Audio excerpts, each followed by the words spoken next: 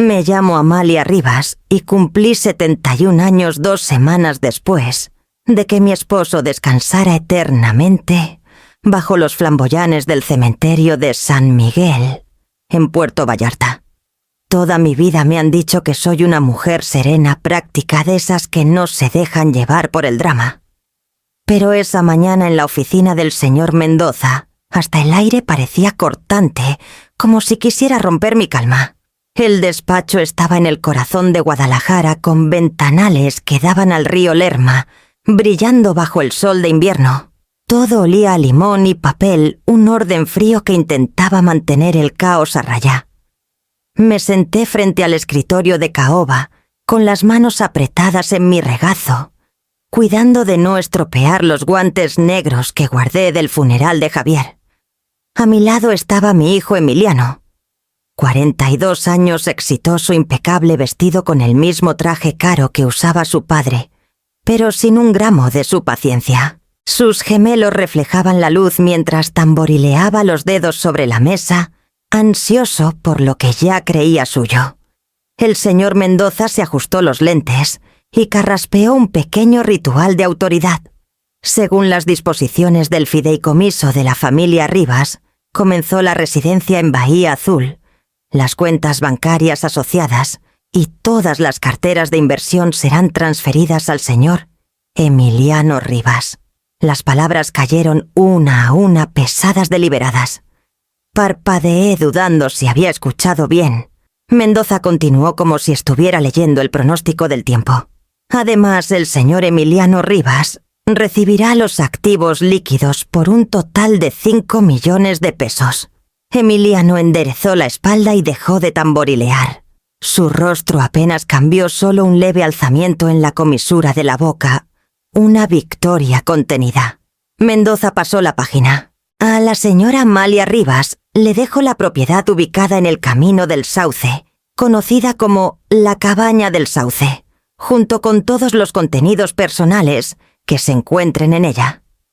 Miré fijamente al hombre frente a mí. La cabaña. Mi voz se quebró. Ese lugar no tiene luz desde los 80. Mendoza dudó. Las instrucciones de su esposo fueron claras, señora Rivas. El fideicomiso prevalece sobre el testamento original.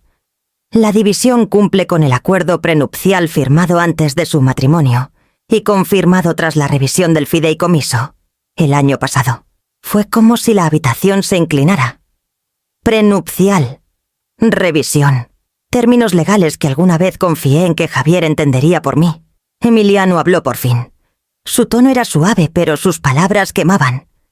Papá quería que las cosas se manejaran con responsabilidad, mamá. Sabía que yo podía encargarme de los bienes reales. Algo dentro de mí se rompió. Miré a mi hijo, el niño que alguna vez construyó barquitos de juguete en el suelo de la cocina, y no lo reconocí.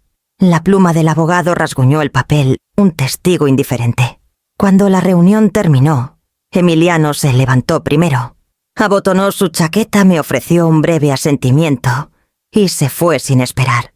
A través de la ventana lo vi cruzar el estacionamiento, la luz del sol destellando en su auto como si el mundo mismo aprobara su triunfo.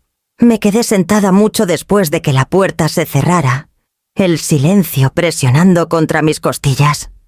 Afuera el río Lerma brillaba bajo la luz de la tarde, tranquilo y distante, mientras algo en mí se deshacía en silencio. Al salir a la calle Independencia, el aire olía a sal y lluvia de primavera. En algún lugar adelante, mi hijo conducía hacia mi hogar, nuestro hogar, y yo no tenía a dónde ir más que a una cabaña que apenas recordaba. Cuando el último ramo de condolencias se marchitó y los guisados dejaron de llegar, la casa se volvió inquietantemente silenciosa. Un silencio que zumbaba como una respiración contenida. Me movía con cuidado recogiendo tazas de café, doblando mantas, intentando que el espacio pareciera vivo otra vez. Las pantuflas de Javier seguían junto a su sillón. El leve olor a cedro y loción para después de afeitar permanecía en nuestro dormitorio, como un recuerdo que se negaba a desvanecerse. Emiliano vino 3 días después de la lectura vestido con un traje azul marino, aunque no tenía ningún compromiso formal. Había comenzado a usar los gemelos de Javier, una pequeña herencia que nunca pidió, pero tomó sin dudar. Su auto ronroneaba en la entrada lo suficiente para que notara que no quería quedarse mucho. Entró y recorrió la sala con la mirada como si evaluara una propiedad de inversión. Mamá comenzó con voz cortante y profesional. «Tenemos que hablar de la transición». Dejé la taza de té que estaba secando. ¿Transición? Sí. Me mudaré aquí en una semana. Tengo algunos clientes que vendrán a ver la propiedad. Es ideal para recibirlos. Por un momento pensé que había oído mal. ¿Te vas a mudar?, asintió casi con impaciencia. Es mi residencia legal ahora. Supuse que preferirías la cabaña de todos modos. Tranquila, sencilla, menos que mantener. Emiliano, dije estabilizando mi voz. He vivido aquí 30 años. Tu padre y yo, esta es nuestra casa. Exhaló como si yo fuera una niña que no entendía algo obvio. Firmaste un acuerdo prenupcial. ¿Sabes cómo funciona esto? Has tenido tiempo para procesarlo. No quiero pelear, solo pido cooperación. Cooperación. La palabra sonaba quirúrgica. Lo miré las líneas nítidas de su traje, su confianza pulida, y no vi al niño que solía quedarse dormido en el sofá a mi lado, mientras Javier trabajaba en el extranjero. Lo había criado sola la mayor parte de su infancia. Fui madre y padre mientras Javier navegaba meses diseñando plataformas petroleras en Noruega y Brasil. Emiliano solía esperar junto a la ventana cada postal. Ahora estaba frente a mí un hombre que hablaba en contratos y cláusulas, como si el cariño pudiera desglosarse en una lista. ¿Cuánto tiempo?, pregunté en voz baja. Ajustó sus gemelos. 1 semana debería bastar. 1 semana. Es generoso considerando. Las llaves de la cabaña están en la carpeta que te dio Mendoza. El aire se volvió más delgado. Mi mano se aferró al respaldo de una silla para mantenerme en pie. El reloj antiguo marcaba el tiempo entre nosotros fuerte como un martillo. Miró hacia las escaleras, sus ojos recorriendo las fotos enmarcadas, cumpleaños, graduaciones, mañanas de Navidad. Por un segundo algo se suavizó en su mirada, pero desapareció tan rápido como llegó. No es personal, agregó casi con amabilidad. Papá confió en mí para manejar los bienes con responsabilidad. Solo estoy cumpliendo. No personal. La frase resonó en los rincones vacíos de la sala. Mi vida se había convertido en una serie de transacciones que, al parecer, no requerían emoción. Después de que se fue, me quedé en la ventana viendo su auto retroceder por la entrada. Los jazmines que Javier plantó hace años empezaban a florecer brillantes y desafiantes contra el muro bajo de piedra. Su color hacía que el resto de la casa pareciera sin vida. Esa noche recorrí las habitaciones apagando luces una por una. Cada interruptor parecía cerrar un pequeño capítulo de mi vida, de nuestra vida.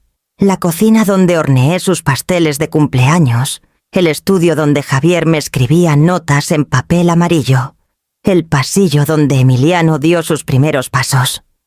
Cada espacio tenía peso, cada objeto un recuerdo. Cuando llegué al dormitorio me senté en el borde de la cama, las manos descansando sobre el edredón que elegimos juntos, en Oaxaca, hace 20 años. La habitación estaba fresca, aunque la calefacción estaba encendida. Entonces me golpeó tan claro que casi me sobresaltó. La casa se sentía más fría que una tumba. No lloré. No esa noche. Solo me recosté y escuché el zumbido de las tuberías viejas bajo el suelo, contando los días que me quedaban en el único hogar que había construido. El camino al sauce serpenteaba más profundo en el bosque de lo que recordaba. Los encinos estaban cubiertos de musgo, rozando el parabrisas mientras conducía.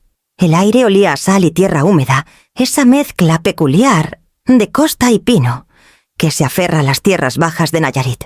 Cada pocos kilómetros me decía a mí misma que diera la vuelta, aunque ya no tenía a dónde regresar. Cuando llegué al sendero de grava, el crepúsculo comenzaba a acumularse entre los árboles. La cabaña apareció como un fantasma en mi retrovisor inclinada desgastada por el tiempo medio, devorada por la enredadera silvestre. Estacioné junto al porche hundido y apagué el motor. Por un momento el silencio fue absoluto, de esos que hacen que incluso la respiración se sienta intrusiva. Los escalones del frente crujieron bajo mi peso. Una tabla se partió en dos. La puerta se atascó antes de ceder con un suspiro de polvo y podredumbre. Adentro el aire estaba viciado con un olor agrio, a madera húmeda y pequeños animales. Huellas de mapaches salpicaban el suelo, y en una esquina un sillón medio derrumbado se inclinaba como un soldado herido. Dejé mi maleta en la mesa y vi una nube de polvo alzarse, atrapando la débil luz de la única ventana. Este lugar alguna vez fue parte de mi comienzo.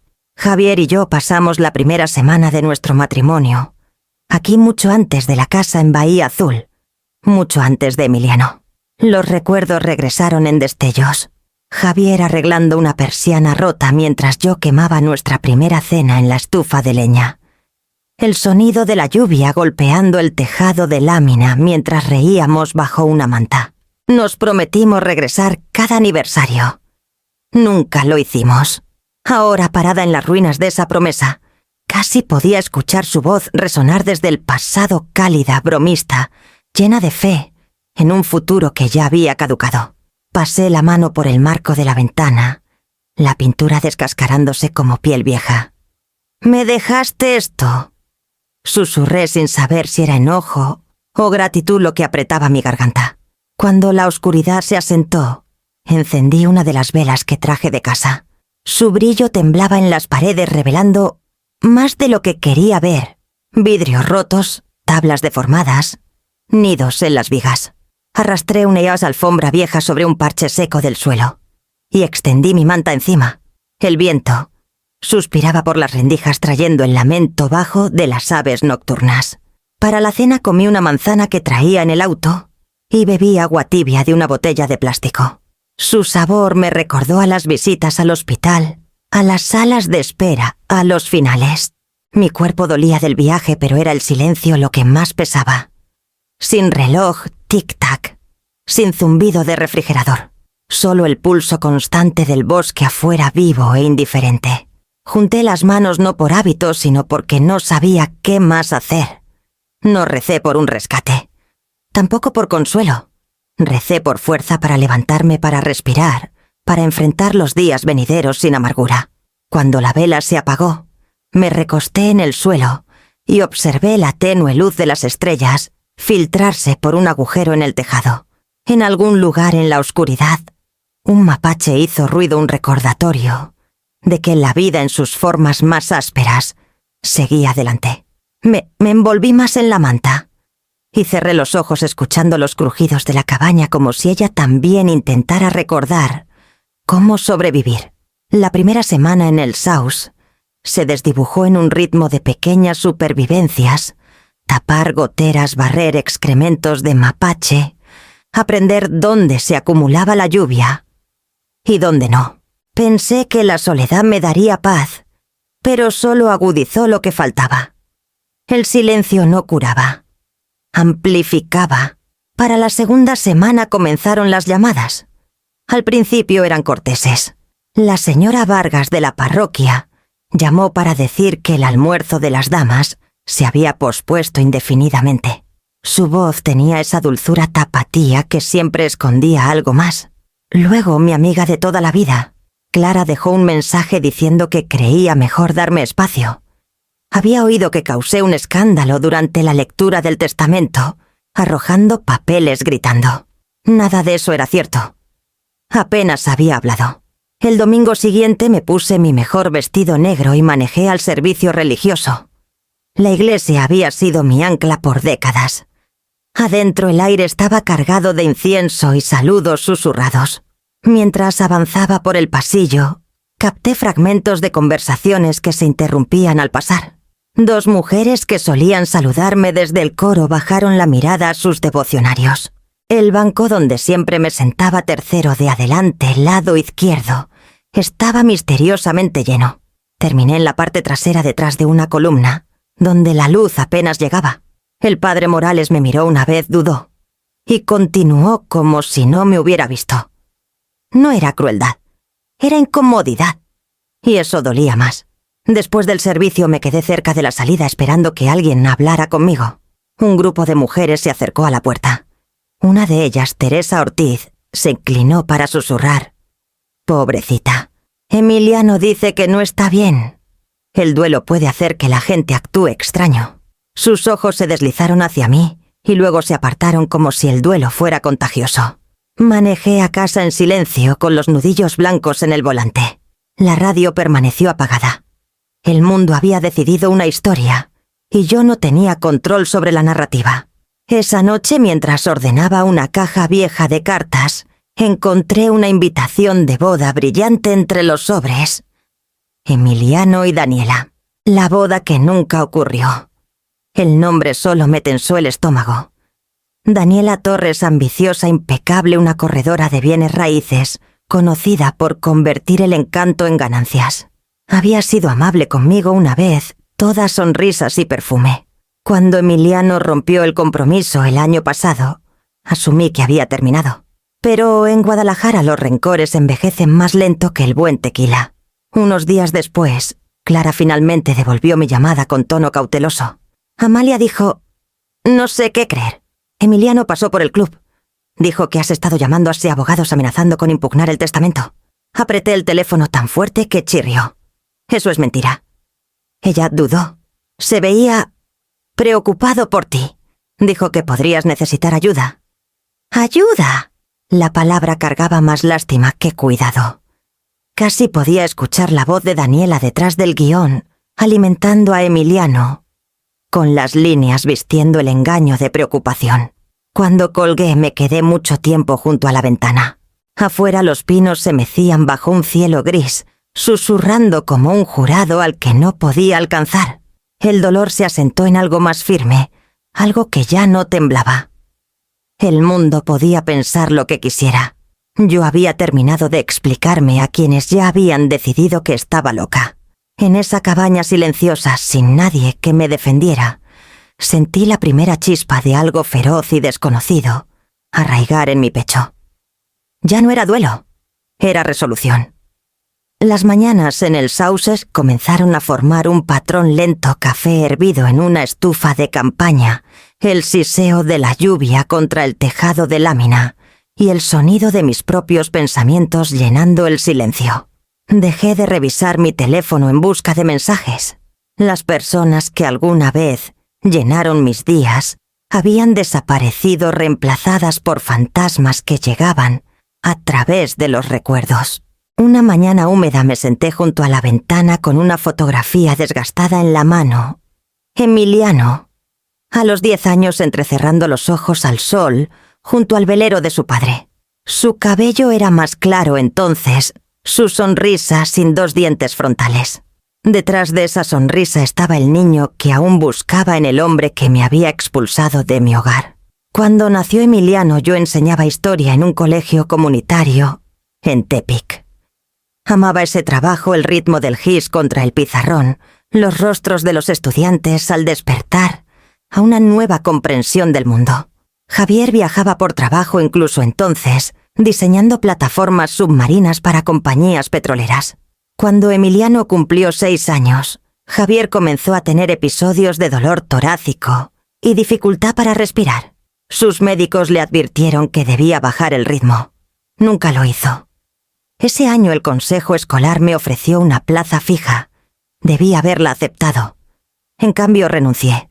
Me dije que Emiliano necesitaba estabilidad, que Javier necesitaba a alguien que manejara su recuperación y sus estados de ánimo.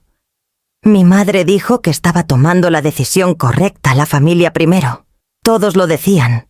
No se sentía como una elección, más bien como la consecuencia natural de amar demasiado. Esos primeros meses en casa estuvieron llenos de ruido, las risas de Emiliano, la tos de Javier, el traqueteo de una vida ocupada con propósito. Recuerdo el olor a sopa hirviendo y las pilas de facturas médicas que organicé en carpetas. Emiliano solía sentarse en la mesa de la cocina, dibujando barcos que se parecían sospechosamente a los planos de su padre. Quería ser como Javier, confiado, admirado, necesario. No siempre fue cruel. Alguna vez fue sensible, fácil de herir por el mundo. Cuando llegaba a casa llorando porque otro niño lo llamó débil, lo abrazaba, hasta que sus sollozos se desvanecían. «No dejes que te endurezcan», le decía. «La bondad no es debilidad». Asintió, pero incluso entonces vi algo más destellar en sus ojos, un hambre por ser respetado, no amado. Años después, cuando Javier se recuperó lo suficiente para viajar de nuevo, ese hambre se profundizó. Emiliano aprendió pronto que el mundo recompensaba la agudeza sobre la sinceridad. Javier lo alababa por ello. «Tiene mi mente», decía con orgullo cuando Emiliano ganaba una discusión en el equipo de debate. No lo vi entonces, pero esas palabras plantaron algo peligroso, la creencia de que el dominio era lo mismo que el éxito. Cuando la salud de Javier empeoró otra vez, Emiliano ya estaba en la facultad de Derecho. Vendí las joyas de mi abuela para cubrir la colegiatura que Javier no podía pagar. No se lo dije a nadie. Cuando Javier lo descubrió, me agradeció en voz baja, pero Emiliano nunca lo supo. No quería que se sintiera culpable. Quería que volara sin saber lo que costó. Ahora, sentada en la penumbra de la cabaña, me di cuenta de cuánto me había hecho invisible para construir el mundo en el que él estaba parado. Cada decisión había sido al servicio del sueño de alguien más. Cuando la empresa de Javier se expandió, celebré sus ascensos. Cuando Emiliano se graduó como el mejor de su clase, estuve en la audiencia aplaudiendo hasta que me ardieron las palmas. En algún momento entre esos aplausos, borré mi propio nombre. Cerré los ojos y dejé que el recuerdo se asentara como polvo. El arrepentimiento no era afilado. Era opaco, pesado, familiar. Amarlos había sido fácil. Amarlos sabiamente no. Afuera la lluvia se suavizó hasta un susurro. Observé un rayo de luz romper las nubes y tocar el barandal del porche, donde la pintura se había desprendido hace mucho. El bosque más allá brillaba verde y indulgente. Por primera vez en semanas respiré profundamente y dejé que llenara mi pecho. El pasado, con todos sus ecos, había dejado de exigir respuestas. Solo pedía que recordara cómo llegué aquí y por qué no podía volver atrás. La niebla matutina apenas se había levantado cuando escuché el crujir de llantas sobre la grava afuera de la cabaña. Los visitantes eran raros por aquí. Por un momento pensé que podría ser Emiliano, venido a verificar o a pavonearse. En cambio, una camioneta azul vieja apareció, su pintura opacada por el tiempo. La puerta se abrió y salió Ignacio Torres, mi vecino más cercano, si es que 2 kilómetros de bosque aún contaban como cerca. Ignacio era parte de estos bosques desde antes que existiera la carretera del condado. 84 años con la espalda encorvada por años de trabajo y un andar que cargaba más paciencia que dolor. Lo recordaba vagamente de hace mucho un amigo del padre de Javier, que una vez ayudó a reparar el pozo. Traía una lata envuelta en tela con vapor caliente, escapando por las esquinas. «Buenos días, doña Amalia», dijo quitándose la gorra. Le traje unos tamales. Pensé que tal vez no estaba teniendo tiempo para el desayuno. Lo invité a pasar apenada por el desorden que aún no había domado. La tetera silbaba débilmente en la estufa mientras nos sentábamos en la mesa vieja. Miró a su alrededor con ojos suaves, pero agudos, observando las paredes descascaradas, las reparaciones improvisadas, los restos de velas. «La cabaña sigue en pie. Eso ya es algo», dijo finalmente. Javier siempre decía que este lugar tenía buenos cimientos. Huesos fuertes, aunque el mundo se olvide de él. Sonreí débilmente. No hablaba mucho de este lugar en los últimos años. Pensé que quería venderlo. Ignacio soltó una risita negando con la cabeza. «No, Javier, no. Solía decir que esta tierra era la verdadera inversión de la familia». Lo recuerdo diciendo eso una noche tomando café en mi casa. Decía que la gente hoy solo valora lo que se ve desde la calle. Él creía en lo que corría por debajo. ¡Por debajo!, repetí intrigada. Se encogió de hombros tomando otro tamal. No sé exactamente qué quiso decir, pero venía mucho por aquí. Sobre todo de noche. Traía mapas, frascos de muestras, a veces un maletín viejo. Decía que estaba haciendo un poco de prospección, aunque nunca vi un equipo. Me pareció raro, pero Javier era de los que piensan mucho. Siempre tenía algún proyecto en la cabeza. Sus palabras se asentaron sobre la mesa como polvo. Intenté imaginar a Javier aquí en esos últimos años, manejando bajo la luz de la luna, estacionándose al borde de los árboles, estudiando mapas, mientras yo lo esperaba en casa, pensando que estaba en la ciudad. ¿Alguna vez mencionó qué tipo de proyecto pregunté? Ignacio frunció el ceño. No directamente. Solo dijo que esta tierra tenía más de lo que la gente creía. Supuse que hablaba del valor del bosque o los derechos de agua. No quise meterme. Tomó un sorbo de su té mirándome con una bondad casi paternal. Su esposo era hombre reservado, doña Amalia, pero le tenía cariño, eso estaba claro. Tal vez lo que hacía aquí era para usted al final. La idea me golpeó más fuerte de lo esperado. Para usted al final. No sonaba como consuelo. Sonaba como una pista. Cuando se fue la cabaña se sentía diferente. El aire parecía cargado como si las paredes mismas contuvieran la respiración. Salí siguiendo el borde del bosque donde el césped daba paso a tercilla suave. El terreno descendía hacia un arroyo estrecho, brillando bajo la luz de la mañana. Me arrodillé junto a él y noté vetas blancas en la orilla, cuarzo como relámpagos congelados en la tierra. Javier había tomado una foto ahí una vez. Ahora lo recordaba, sus manos cubiertas de polvo rojo, su sonrisa amplia como la de un niño.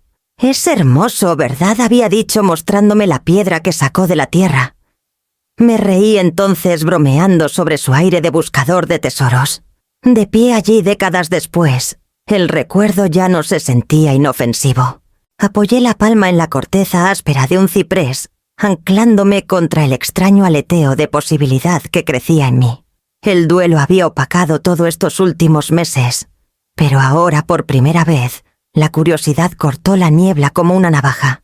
El bosque estaba silencioso salvo por el suave goteo del agua de las ramas. Me volví hacia la cabaña, el lugar que había maldecido como castigo, y sentí algo cambiar bajo la tristeza, un pulso silencioso deliberado.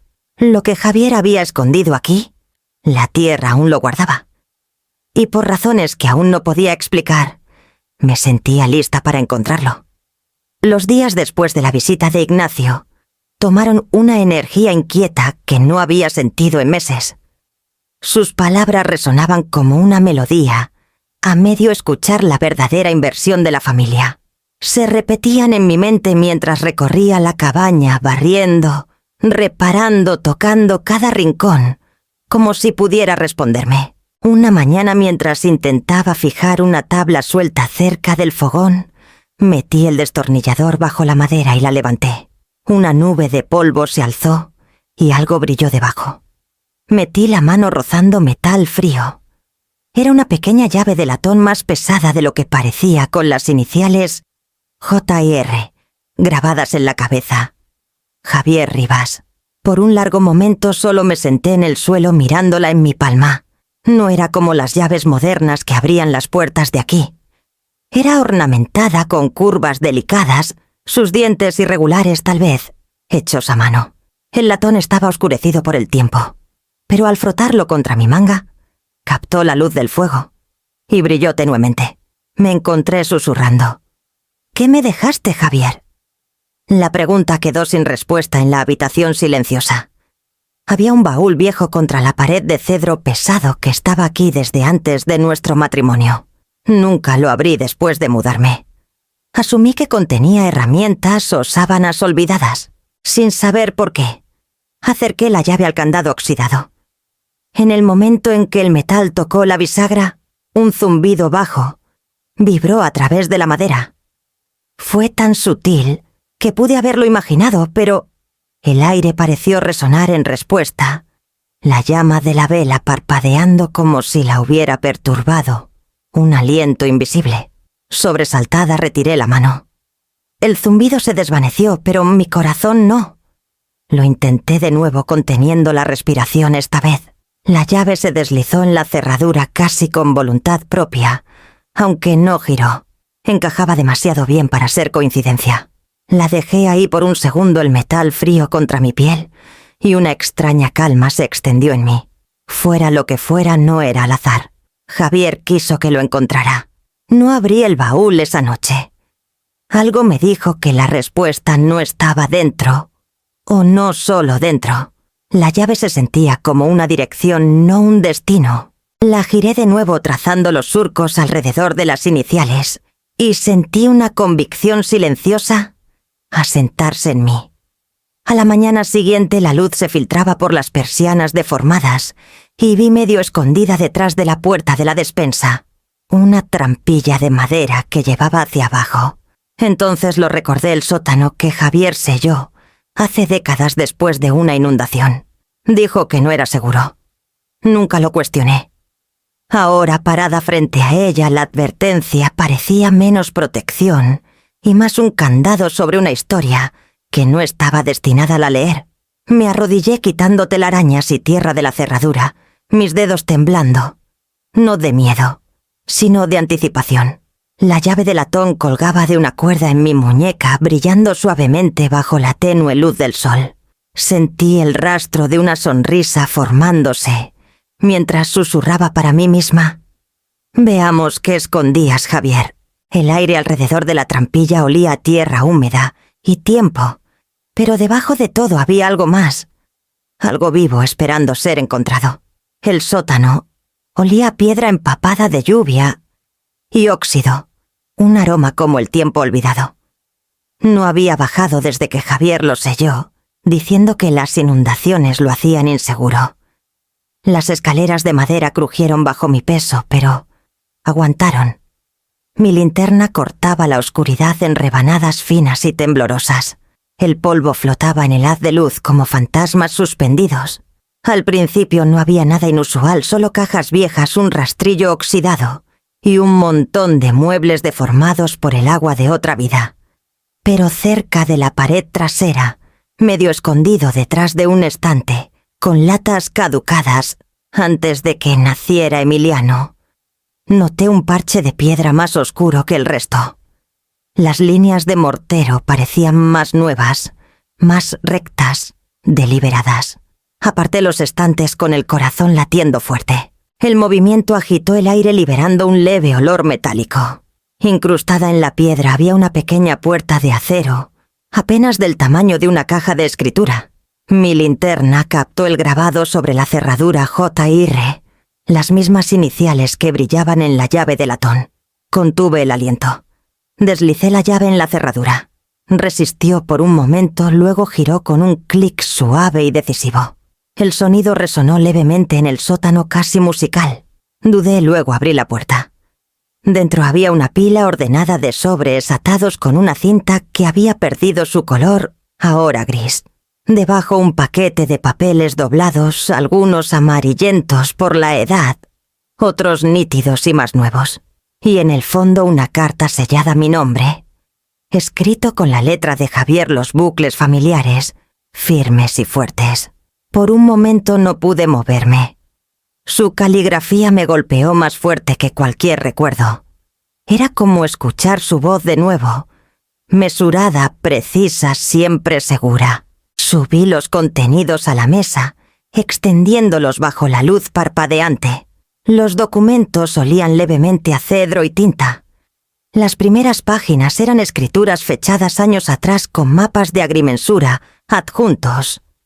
Líneas y coordenadas marcaban lo que parecía ser nuestra propiedad, pero no solo la cabaña. Se extendía profundamente en el bosque casi 200 hectáreas. Los siguientes papeles tenían sellos geológicos y jerga técnica que apenas entendía. Pero incluso con mi conocimiento limitado, una palabra saltaba una y otra vez: cuarzo. Otra amatista. Estudios minerales. Mis manos temblaban al tomar la carta. Deslicé el pulgar bajo el sello de cera y la desdoblé con cuidado. Querida Amalia, Si estás leyendo esto significa que encontraste lo que no pude decirte en vida. Mantuve esta tierra a tu nombre a través de una enmienda al fideicomiso familiar, registrada discretamente bajo tus iniciales de soltera. Los derechos minerales y todo lo que yace bajo este suelo te pertenecen solo a ti. Una vez me dijiste que la paciencia era una fortaleza que yo no tenía. Tenías razón. Pasé mi vida persiguiendo progreso y prestigio, pero tú entendiste el valor silencioso de la resistencia, la fuerza para quedarte, para construir, para esperar. Emiliano heredó mi orgullo. Tú heredaste mi fe. Solo una de esas cosas sobrevive al tiempo. Esta tierra no es una carga, es tu redención. Lo que yace debajo te dará libertad algún día, pero solo si eliges usarlo sabiamente. Deja que Emiliano aprenda el costo de la prisa. Deja que tú aprendas la recompensa de esperar. Te amo más allá de los años que me quedan. Confía en que esto finalmente fue mi manera de poner todo en orden. Javier, cuando terminé de leer me di cuenta de que mis mejillas estaban húmedas. No había sentido las lágrimas llegar. Doblé la carta de nuevo en su sobre y lo presioné contra mi pecho. Tantas noches maldije su silencio, pensando que era prueba de que no confiaba en mí. Pero aquí estaba la verdad. Me había confiado más que a nadie. Suficiente para dejar el futuro en mis manos, no en las de Emiliano. La amargura que me había llenado desde el funeral comenzó a desvanecerse, reemplazada por algo más firme. No alegría. Todavía no. Pero fuerza. La cabaña que alguna vez se sintió como un castigo, ahora parecía una posibilidad. La tierra bajo mis pies latía con un nuevo significado. Por primera vez desde la muerte de Javier, no estaba simplemente sobreviviendo a sus decisiones. Estaba comenzando a vivir las mías. 2 días después de encontrar la carta de Javier, manejé a Guadalajara con los papeles sellados en un sobre de Manila en el asiento del copiloto. La luz de la mañana rozaba los humedales pintando el agua de plata. Mis manos apretaban el volante. No había ido a la ciudad desde el funeral. Las calles se sentían más cortantes ahora, llenas de gente, que aún creía que era la viuda que lo había perdido todo. Estacioné junto a una oficina de ladrillo modesta en la avenida Chapultepec.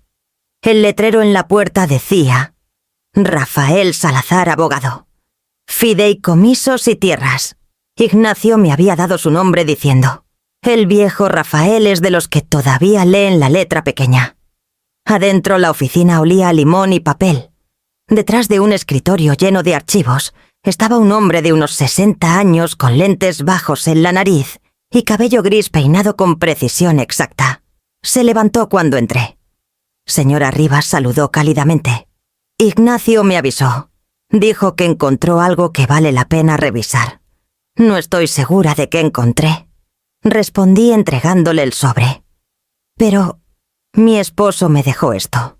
Me indicó que me sentara y abrió el sobre con cuidado deliberado. La siguiente media hora pasó en el ritmo del crujir de papeles y murmullos suaves, fechas, firmas, sellos. De vez en cuando asentía o hacía una pequeña nota. Me quedé quieta, observando cómo su expresión pasaba de curiosidad profesional a algo más cercano al asombro. Finalmente se quitó los lentes. Señora Rivas, ¿se da cuenta de lo que tiene aquí? Estoy empezando a hacerlo. Golpeó el documento superior, la enmienda al fideicomiso. Su esposo separó los derechos minerales del terreno hace 15 años. Los transfirió únicamente a su nombre, a través de una cláusula de fideicomiso privado. Es inquebrantable, registrado, notariado y legalmente distinto de cualquier activo marital compartido. Eso significa que incluso después de su muerte, estos derechos nunca fueron parte de la herencia que recibió su hijo. Contuve el aliento. ¿Entonces Emiliano no puede impugnarlo? No legalmente. La estructura de la escritura es sólida. Podría hacer ruido claro, pero no cambiaría la ley. Por primera vez en meses, sentí que el peso del miedo se aligeraba ligeramente en mi pecho. Continuó hojeando los estudios geológicos. Ahora estos informes notables. Vetas de cuarzo de alta calidad, algunas indicaciones de amatista. Nada revolucionario, pero sustancial. Si la extracción se maneja bien, esto podría ser muy rentable. ¿Rentable? Repetí probando la palabra con cuidado. Claro, añadió. Hay que considerar la ética y los permisos. Las operaciones mineras pueden dañar la tierra si se hacen a la ligera. El Estado requiere evaluaciones ambientales, pero con su terreno y la calidad de la piedra tendría ventaja. Podría vender los derechos de extracción directamente o negociar regalías a largo plazo. ¿Regalías?, murmuré. ¿Cómo? Ingresos. Sonrió. Exacto. Pagos mensuales mientras continúe la producción. Con una gestión responsable, esta tierra podría sostenerla cómodamente por el resto de su vida. Y más. La frase sostenerla me golpeó más fuerte de lo que debería. Después de meses de ser tratada como la dependiente, la viuda olvidada, esas palabras sonaban casi revolucionarias. El señor Salazar se recostó en su silla. Archivaré la confirmación del registro del fideicomiso en los archivos del condado. También sugeriría contratar a un consultor ambiental. Si se maneja de manera transparente, no solo mantendrá el control, sino que establecerá un precedente para una extracción sostenible. Es el tipo de cosa que su esposo habría respetado. Asentí lentamente. Javier siempre admiró los sistemas limpios, ordenados, eficientes. Habría querido que esto se hiciera correctamente, no con venganza. Aún así, el pensamiento de Emiliano rondaba en el fondo de mi mente. Mientras yo estaba aquí descubriendo una riqueza enterrada, él probablemente desfilaba por la ciudad en trajes de diseñador, creyendo que había ganado. Salazar dobló los papeles con cuidado. Señora Rivas, he visto muchas herencias destrozadas por la codicia. Esta, sin embargo, fue construida con previsión. Su esposo no solo le dejó tierra, le dejó independencia. Le agradecí y salí. El sol estaba más alto ahora, brillando en los tejados de Guadalajara. El ruido de la ciudad ya no se sentía opresivo. Sonaba vivo. Mientras caminaba de regreso al auto, presioné la carta de Javier dentro del bolsillo de mi abrigo, sintiendo su peso sobre mi corazón. Las calles, el aire, incluso los humedales más allá del puente, todo parecía zumbar con una silenciosa reivindicación. Por primera vez desde el funeral, no estaba definida por lo que había perdido. Estaba de pie sobre lo que era mío. La cabaña había cambiado en pequeños detalles deliberados desde mi visita al señor Salazar. Una cerradura nueva en la puerta, una alfombra limpia sobre las tablas deformadas. Y en la mesa, la carta de Javier ahora enmarcada bajo un cristal. No era sentimentalismo, era estrategia. Cada decisión desde ese día se había tomado con la misma precisión constante que Javier usaba para sus planos. Cuando Salazar me presentó a la doctora Elena Vargas, la describió como una geóloga con más sentido que ego.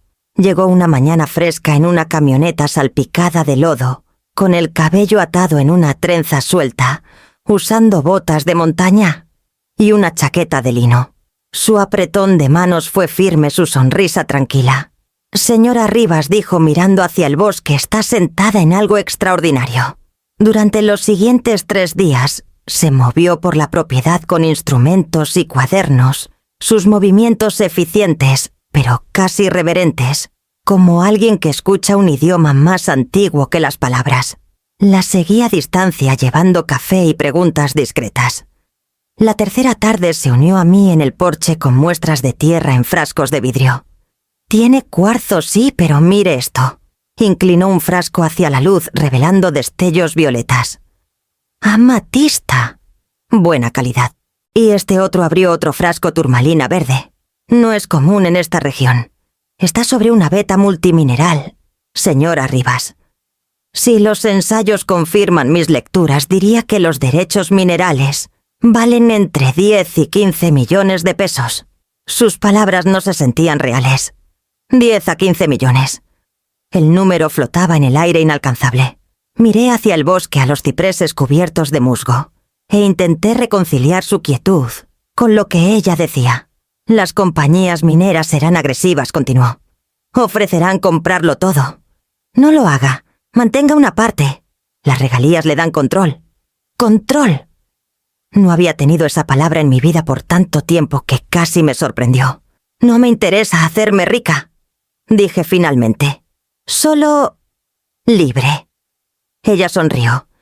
Entonces lo haremos de manera discreta. En semanas, Salazar y la doctora Vargas organizaron una reunión con una empresa de extracción mediana de San Luis Potosí, profesionales no oportunistas. Dejé que Salazar manejara la mayor parte de la conversación, pero insistí en una condición. Vendería solo el 60% de los derechos minerales a través de un contrato de opción. La empresa podía desarrollar la tierra bajo mis términos ambientales, mientras yo retenía regalías y la propiedad del resto.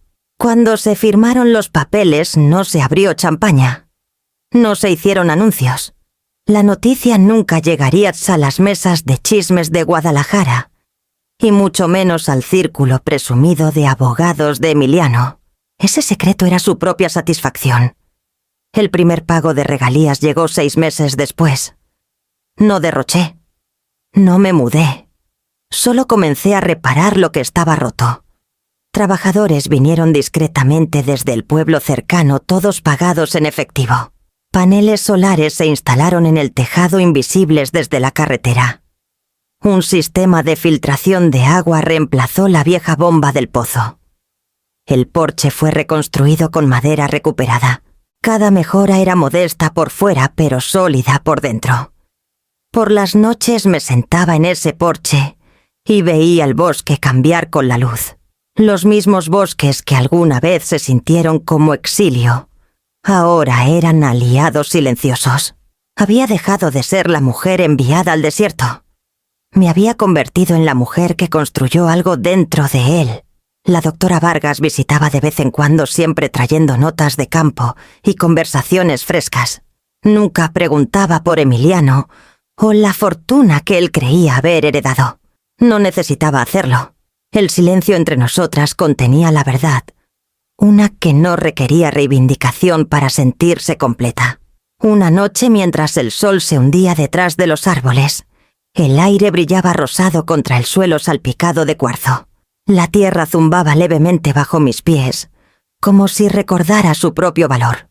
Me di cuenta entonces que no necesitaba que nadie presenciara mi redención. El mundo mismo era suficiente audiencia. El poder aprendí. No tiene que gritar. Puede susurrar. Y en ese silencio, finalmente, había encontrado mi paz. Todo empezó con susurros de esos que flotan entre anaqueles y mostradores de café. Nunca lo bastante fuertes para estar seguros. Nunca lo bastante suaves para ignorarlos. Estaba en el mercado del sábado escogiendo jitomates cuando escuché el nombre de Emiliano pronunciado como advertencia. «¿Oíste lo del caso Morales?», murmuró una mujer cerca del puesto de flores. «La firma está prácticamente en bancarrota. Pobre hombre, demasiados riesgos demasiado rápido». Su compañera chasqueó la lengua con simpatía. «Y después de esa casa que heredó, uno pensaría que un hombre criado con dinero sabría manejarlo mejor».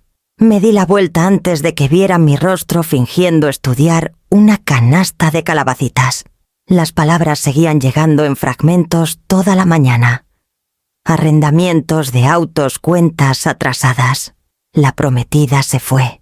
Para cuando llegué a mi auto, el chisme había tomado una forma áspera, una historia contada demasiadas veces. La firma de Emiliano colapsaba. Su nombre alguna vez pronunciado con admiración. Ahora estaba enredado en lástima. El camino a casa se sintió más largo de lo usual. Los encinos a lo largo de la carretera parecían inclinarse más cerca, susurrando las noticias ellos mismos. Apreté el volante e intenté acallar el torrente de emociones contradictorias, una satisfacción aguda que no quería sentir y un dolor más profundo que no podía evitar. Esa noche me senté en el porche con una taza de té, el aire cargado con el aroma de bugambilias. Los móviles de viento que hice con las viejas llaves de dibujo de Javier sonaban suavemente. Alguna vez simbolizaron pérdida. Ahora sonaban a perspectiva. Para la siguiente semana los susurros se convirtieron en titulares de periódico. El informador publicó una pequeña nota en la página 6, firma local, enfrenta revisión financiera. La foto era de Emiliano, cansado sin afeitar usando el mismo traje azul marino de la lectura del testamento. El artículo mencionaba préstamos impagados, cuentas de clientes mal manejadas y un compromiso disuelto, discretamente. Pasé el pulgar por su foto. El niño que alguna vez se aferró a mi falda en las asambleas escolares no se parecía en nada al hombre de esa fotografía. El orgullo lo había construido y el orgullo lo estaba deshaciendo. Una vergüenza pública a la vez. En el supermercado la cajera, una mujer mayor que solía mirarme con sospecha, ahora hablaba suavemente. «Vi a tu hijo en el pueblo, señora Rivas. Qué pena lo que pasó. Se veía perdido. Perdido». La palabra se quedó conmigo en el camino de regreso al sauce. Ignacio pasó esa tarde dejando una bolsa de duraznos en el porche. «Tu muchacho está pasando por un mal momento», dijo gentilmente como si hablara del clima. «La gente de Guadalajara siempre pone a sus ídolos demasiado alto. Tarde o temprano se caen». Asentí insegura de qué expresión usar. Ya no quería venganza, no realmente. Quería comprensión, pero la línea entre ambas se había difuminado. Esa noche, mientras la cabaña se sumía en la quietud, encendí una vela en la mesa de la cocina. Su brillo alcanzaba los documentos enmarcados en la pared, el fideicomiso, las escrituras, la carta de Javier. Ya no se sentían como símbolos de desafío, sino de distancia. Mi hijo había construido su imperio sobre apariencias. Yo había reconstruido mi vida sobre el silencio. Y de alguna manera ambos caminos nos habían llevado a la misma verdad. Todo lo prestado del orgullo eventualmente exige su deuda. Afuera el viento susurraba entre las agujas de los pinos, como un murmullo suave de perdón, intentando encontrar su camino. Me quedé allí hasta que la vela se consumió, pensando en Emiliano, y en el extraño dolor de ver la justicia llegar vestida de tristeza. La lluvia llegó fuerte esa noche, tamborileando en el tejado, en ráfagas salvajes e irregulares. El tipo de tormenta que tragaba el sonido y hacía desaparecer el bosque en la oscuridad. Estaba leyendo en la cama cuando los faros cortaron los árboles afuera, dos haces delgados tejiendo inciertamente por el sendero de grava. Por un momento me quedé helada, el viejo miedo destellando como un reflejo. Nadie venía tan lejos después del anochecer. Dejé el libro a un lado y escuché. Luego vino el sonido, el golpe sordo de una puerta de auto seguido de pasos en el porche. Una pausa. Y luego el golpe. 3 veces. Lento, deliberado, pero tembloroso. Abrí la puerta y vi a Emiliano. Estaba bajo la luz del porche, empapado hasta los huesos, su traje pegado a él, como un error que no podía quitarse. Su cabello estaba pegado a la frente, sus ojos hundidos por el cansancio. El olor a lluvia y mezcal lo seguía. Mamá, dijo su voz quebrándose. «Necesito tu ayuda». Por un latido ninguno de los dos se movió. El agua se acumulaba hacia sus pies, el sonido de la tormenta, llenando el silencio entre nosotros. Debería haber cerrado la puerta. Debería haberlo enviado de regreso al desastre que había creado. Pero en cambio, me hice a un lado. Entró lentamente mirando alrededor de la cabaña como si la viera por primera vez. Las mejoras, las paredes limpias, la lámpara solar, el calentador zumbando, parecían desconcertarlo. Se veía más pequeño en este espacio que nunca en la casa que me había quitado. Le entregué una toalla sin decir palabra. Se frotó la cara y se sentó en la mesa con las manos temblando. «Todo se acabó», dijo finalmente. «La firma, la casa, todo. Pensé que podías arreglarlo, pero los préstamos...» Se interrumpió mirando sus manos como si la respuesta estuviera escrita en ellas. 400.000 pesos, mamá. Me estoy ahogando. Van a embargar la próxima semana. El número me golpeó como aire frío, pero no hablé. Siguió hablando como si el silencio fuera insoportable. No vine por dinero, añadió rápidamente, aunque la mentira era transparente. Solo no sabía a dónde más ir. El reloj marcaba entre nosotros. Lo estudié, las mejillas hundidas, los dedos inquietos, el modo en que su orgullo aún parpadeaba bajo la ruina. Había visto esa misma luz obstinada en los ojos de Javier una vez, antes de que se desvaneciera en arrepentimiento. Entiendo, dije suavemente. Y la gente que creyó tus historias, los que pensaron que había perdido la cabeza, se estremeció. Mamá, por favor, estaba enojado. Pensé... No interrumpí mi tono calmado pero final. No pensaste, decidiste. Dijiste mentiras porque te hacían sentir justificado. Y ahora quieres que la mujer que humillaste te salve de las consecuencias. Sus labios temblaron. No merezco perdón. Solo necesito... tiempo. Lo miré por un largo rato, la lluvia susurrando contra la ventana. Cada instinto dentro de mí libraba una batalla, madre contra mujer, amor contra dignidad. Lo recordé como niño, su mano en la mía, temeroso de los truenos. Y ahora estaba aquí de nuevo, mayor pero igual de perdido. Tiempo, dije al fin, mi voz firme. Eso es algo que puedo darte. Alzó la vista, confusión destellando en su rostro, pero no dije más. Me levanté, le serví una taza de café y la puse frente a él. El calor se alzó entre nosotros como una tregua frágil. Afuera la tormenta comenzó a calmarse, los árboles goteando en lenta rendición. Adentro mi hijo se sentó frente a mí, roto, silencioso, y finalmente empezando a pies a aprender lo que significaba ser humano. Por la mañana la tormenta había pasado dejando el mundo limpio y quieto. El aire olía a pino y lluvia, fresco y puro. Emiliano estaba dormido en la mesa, la cabeza apoyada en los brazos cruzados, el café frío a su lado. Por un momento, al verlo allí, casi vi al niño que alguna vez fue el que se dormía en mi hombro durante los largos viajes de regreso de la escuela. Pero el tiempo lo había reescrito tallando líneas donde, alguna vez, hubo inocencia. Puse otra taza de café y esperé a que despertara. Cuando lo hizo parecía aturdido, como si despertara en un lugar que ya no le pertenecía.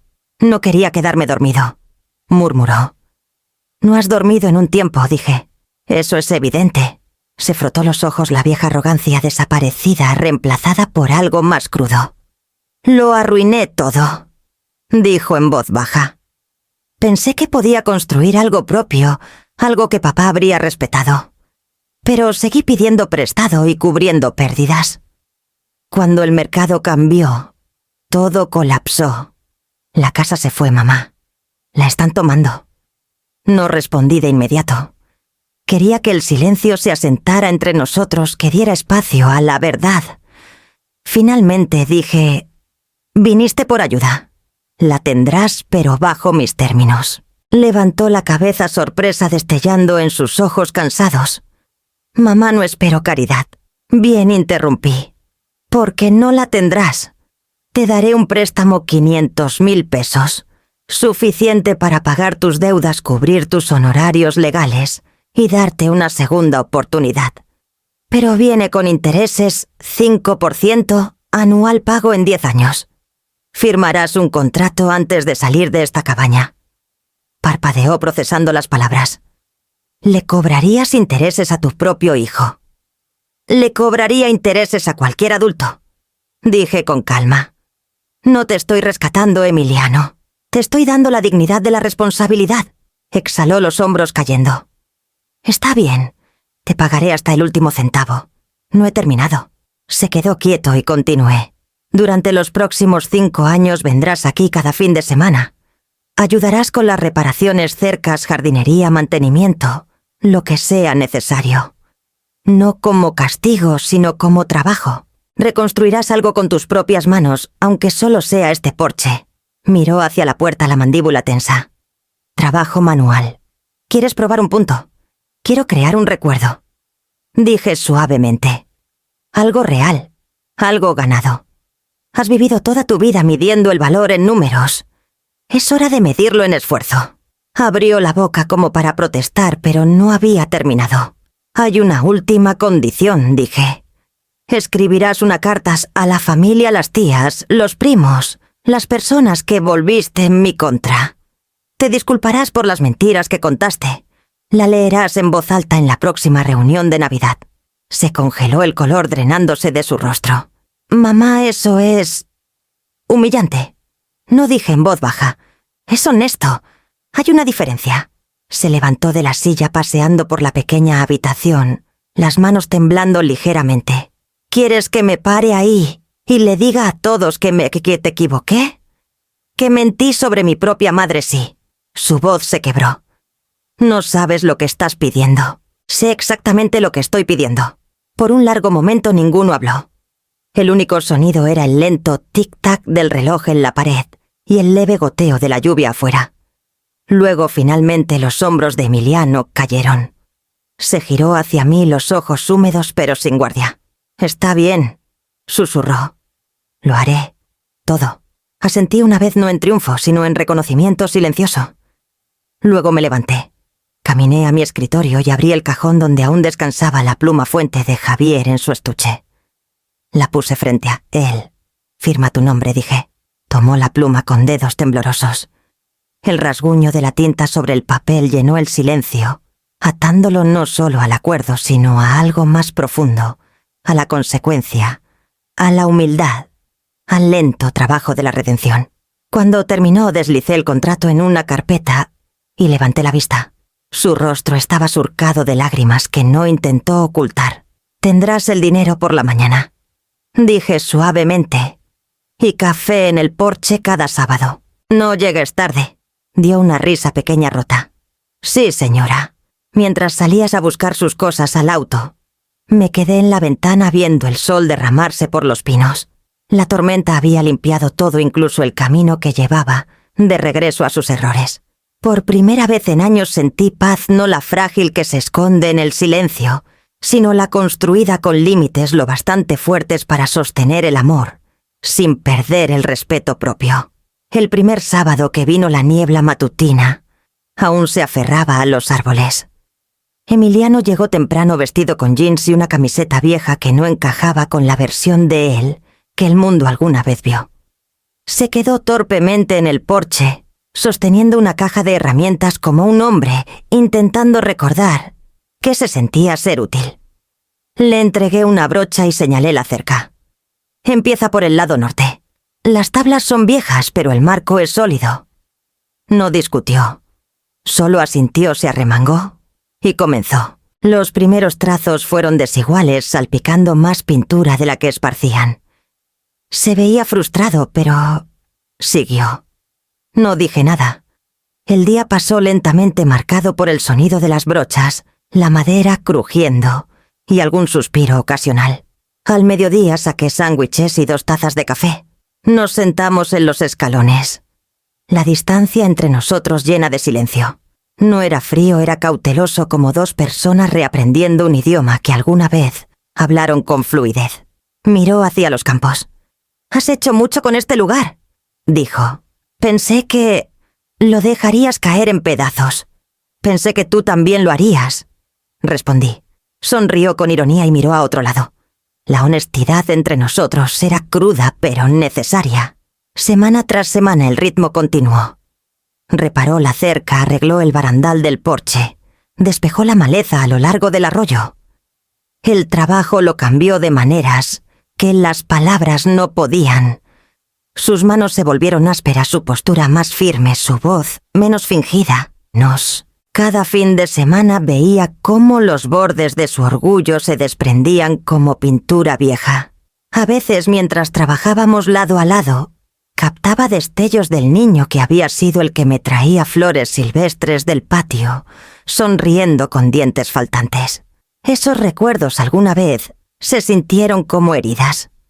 Ahora parecían cicatrices suaves. Para el tercer sábado la incomodidad se había transformado en algo casi pacífico. Comenzamos a compartir bromas discretas sobre raíces tercas o clavos torcidos. Una mañana trajo un radio tocando una estación de boleros mientras trabajábamos. La cabaña se sentía viva otra vez, no por lo que se estaba construyendo, sino por quién estaba aprendiendo a construir. Durante una de nuestras pausas, Emiliano se limpió el sudor de la frente y dijo: «¿Sabes? Creo que esta cerca está más derecha que la de Bahía Azul. Es porque me diste 2 veces», dije, pasándole el termo. Rió un sonido suave y desconocido, y por un segundo, fugaz, vi un rastro de Javier en él, el orgullo silencioso de su padre, cuando algo se hacía bien. Más tarde, mientras limpiábamos las herramientas, se detuvo. Mamá dijo dudando como si pisara terreno peligroso: «¿Cómo pudiste ayudarme? 500.000 no es algo que tengas por ahí». Mantuve los ojos en la brocha que estaba enjuagando. «Me las arreglé». Frunció el ceño estudiándome, esperando una explicación que no llegó. «No vendiste la cabaña, ¿verdad?». Sonreí entonces, solo una pequeña curva de mis labios. «No, Emiliano. Este lugar ya se pagó por sí mismo». Se veía desconcertado, pero no insistió. Me volví hacia la cerca y trabajamos hasta el anochecer nuestras sombras, extendiéndose largas sobre las tablas blancas y frescas. Cuando la luz comenzó a desvanecerse, Emiliano guardó sus herramientas y se quedó en el porche. «La misma hora la próxima semana, sí», dije simplemente. Dio un pequeño asentimiento del tipo que lleva gratitud sin necesidad de palabras y caminó hacia su auto. El sonido de la grava bajo sus llantas se desvaneció en la distancia, dejando solo el zumbido tranquilo de los grillos y el olor a pintura secándose en el aire de la noche. Me quedé allí hasta que el último destello del sol desapareció detrás de los árboles. La cerca brillaba pálida contra los bosques oscurecidos, fuerte e intacta. Era prueba de algo que ninguno de los dos se atrevía a nombrar aún, que reconstruir como perdonar nunca es instantáneo.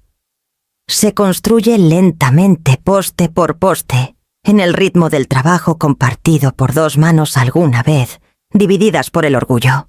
El aire de Navidad llevaba una quietud extraña ese año, ni alegre ni amarga, solo suspendida. La invitación vino de Rosa, la hermana de mi difunto esposo, escrita con su caligrafía cuidadosa. «Nos encantaría que vinieras, Amalia». Ha pasado demasiado tiempo. Sabía lo que no decía en voz alta, que la curiosidad había reemplazado al chisme, y quizás el perdón estaba esperando por ambos. Llegué al anochecer llevando una canasta de pan dulce y sidra. La casa en Bahía Azul brillaba con luz dorada, el mismo hogar donde Javier y yo celebramos innumerables fiestas. Ahora pertenecía al silencio y la memoria. Adentro los parientes se agrupaban en pequeños bolsillos de conversación. Me saludaron cortésmente, más cálidos que antes, pero aún cautos, como si temieran que una palabra equivocada pudiera reabrir una vieja herida.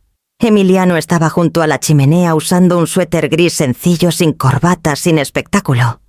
Se veía mayor no en años, sino en la quietud alrededor de sus ojos. Cuando nuestras miradas se encontraron, dio un pequeño asentimiento. Era la primera Navidad en que llegó antes que yo. Después de la cena, Rosa reunió a todos en la sala donde el árbol brillaba en la esquina.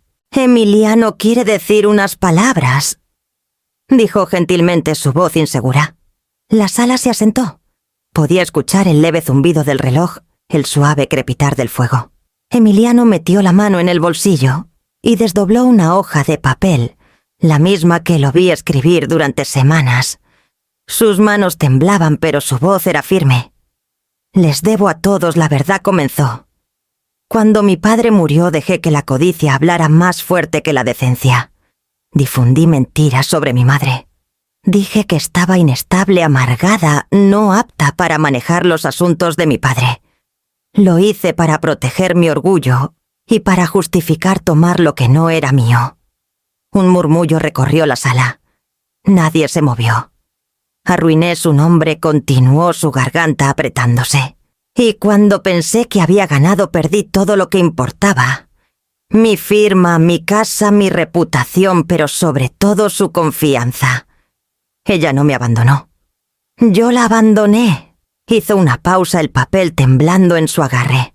Mamá, no puedo deshacer lo que hice, pero quiero que todos aquí sepan. Ella fue la única que me dijo la verdad. Y cuando estuve en mi punto más bajo, fue la única que abrió la puerta. Por un largo momento no hubo sonido.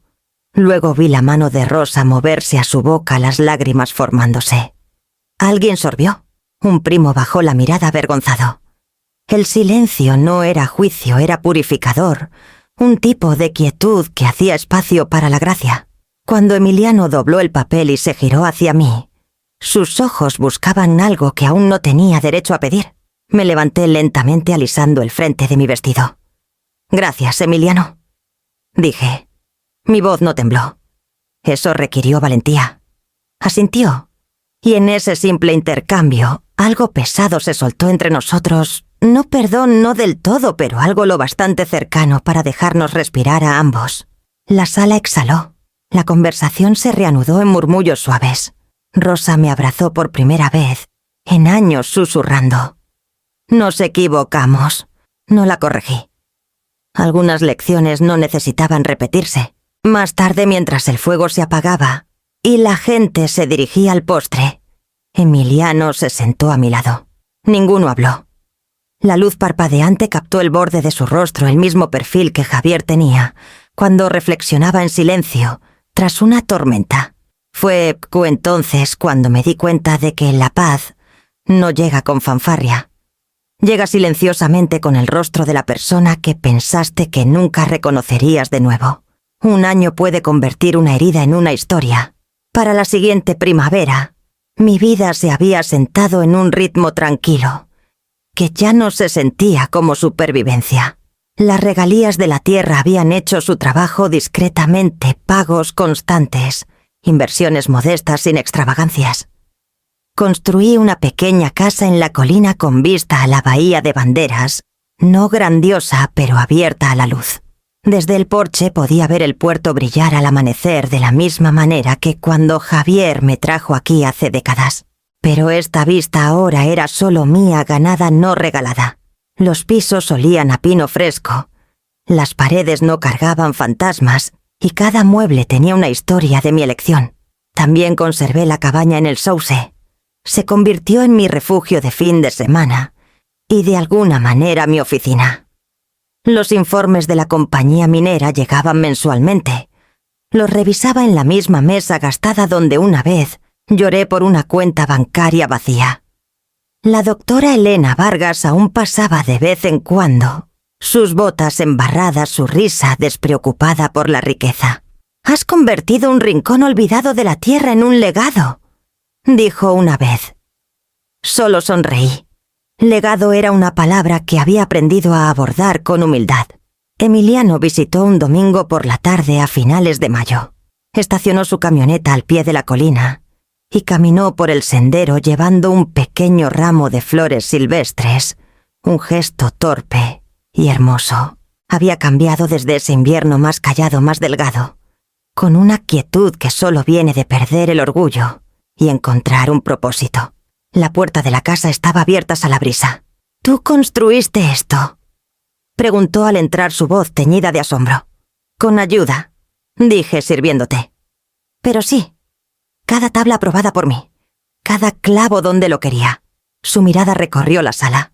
En una pared colgaba la llave de latón enmarcada montada contra lino suave. Las iniciales JR aún brillaban tenuemente bajo el cristal. Se detuvo frente a ella. «La conservaste». «Así es». Me miró, algo no dicho moviéndose en su expresión. «Nunca me dijiste qué habría». Tomé un sorbo de té viendo la luz del sol deslizarse por la alfombra. Abrió una caja fuerte. Dije finalmente. Pero más que eso, abrió mis ojos. Frunció el ceño ligeramente esperando. «¿Tu padre te dejó dinero?». Continué. «A mí me dejó significado». Esa siempre fue la diferencia entre lo que querías y lo que necesitaba. Emiliano bajó los ojos. Por un largo momento la habitación se llenó solo por el suave zumbido del viento a través de la ventana abierta. Luego dijo en voz baja: «Creo que estoy empezando a entender». Sé que lo estás haciendo, dije. Sonrió solo una pequeña sonrisa sin guardia, que pertenecía más al niño que había sido que al hombre en que se había convertido. ¿Todavía vas a la cabaña cada fin de semana?, respondí. Me recuerda que la fuerza no viene de la comodidad. Viene de construir de nuevo incluso cuando pensaste que habías terminado. Asintió mirando una vez más la llave enmarcada antes de girarse hacia el porche. Afuera la bahía brillaba la luz dispersándose como 1000 bendiciones silenciosas. Cuando se fue me quedé en la ventana viendo su figura hacerse pequeña contra la curva de la colina. El aire olía a sal y nuevos comienzos. Por primera vez en años no me sentía como la mujer que había perdido una fortuna. Me sentía como la que había encontrado su vida. La luz del atardecer se extendía larga sobre la bahía de banderas, convirtiendo el agua en oro. Me senté en el porche de la casa en la colina, un rebozo sobre los hombros, una taza de manzanilla, enfriándose en mi mano. La brisa era suave y constante, trayendo consigo el aroma de sal y magnolia. Sobre mí los móviles de viento, hechos con la vieja llave de latón, atrapaban el aire y cantaban un sonido bajo y plateado, que parecía contener tanto memoria como paz. Habían pasado casi 2 años desde la muerte de Javier, y el mundo finalmente se había sentado en su orden correcto. Emiliano había reconstruido su vida silenciosamente sin espectáculo. Ahora trabajaba con una fundación de asistencia legal local, ayudando a familias en conflicto mayormente pro bono. Una vez me dijo que eso lo hacía sentirse útil de nuevo, que por primera vez estoy arreglando cosas en lugar de desarmarlas. Vi la luz en sus ojos cuando lo dijo, una calma que nunca había visto antes. Venía los domingos ahora a veces, solo a veces, con Elena, quien se había convertido más en amiga que en consultora. Traían víveres o papeles para que revisara, y nos sentábamos en este mismo porche, hablando de cosas pequeñas. El clima, la marea, la terquedad de las enredaderas del jardín. Los temas se habían vuelto simples, y de alguna manera, esa simplicidad se sentía como riqueza. Esa noche la casa estaba tranquila. Solo el sonido de los móviles y el leve susurro de las olas abajo. Abrí mi diario, su cubierta de cuero gastada por años de pasar páginas llenas de duelo, enojo, luego, perdón. En una hoja nueva escribí las palabras que habían estado formándose en mi corazón por meses. El amor me construyó. Los límites me salvaron. La pluma se movió lentamente, pero la frase se sentía eterna. El amor me había llevado a través de la pérdida, pero fueron los límites, esas líneas dolorosas, innecesarias, los que me habían restaurado. Sin ellos el amor había sido sacrificio. Con ellos se había convertido en gracia. Mientras el sol se hundía bajo el horizonte, la marea subió calma y constante, lavando contra la orilla bajo la colina. El sonido era rítmico como respirar firme, vivo, indulgente. Cerré el diario y lo puse a mi lado. Los móviles se mecieron de nuevo su canción, mezclándose con el viento. Observé el último destello de luz desvanecerse del cielo y sentí la verdad silenciosa de todo asentarse en mi pecho. Nada de valor se pierde realmente. Algunas cosas, dignidad, paz, respeto propio, regresan solo cuando has aprendido a protegerlas. Y esa noche el mundo, el agua y mi corazón estaban finalmente quietos.